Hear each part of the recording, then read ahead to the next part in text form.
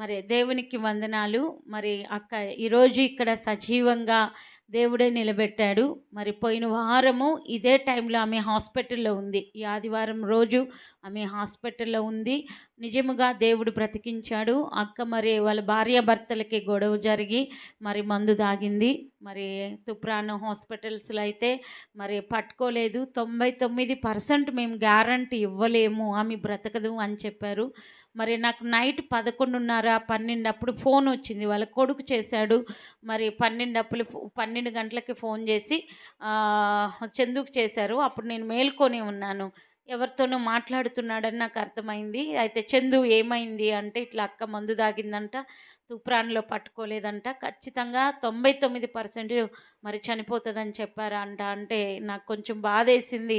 వెంటనే వెళ్ళి మరి అక్కడే కూర్చొని ప్రార్థన చేస్తే దేవుడు అన్నాడు, ఏం కాదు, ఆమె సజీవురాలిగా ఉంటుంది, ఆమెని స్వస్థపరుస్తాను, ఆమెకి ఏ కీడు రాకుండా చూసుకుంటాను అని చెప్పారు.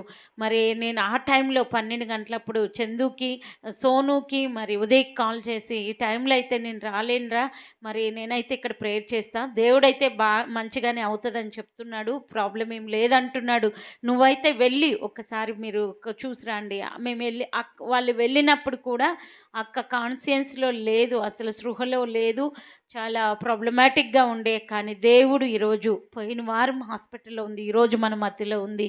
అది కేవలం దేవుడు చేసిన కార్యం, దేవుడు చేసిన కృప.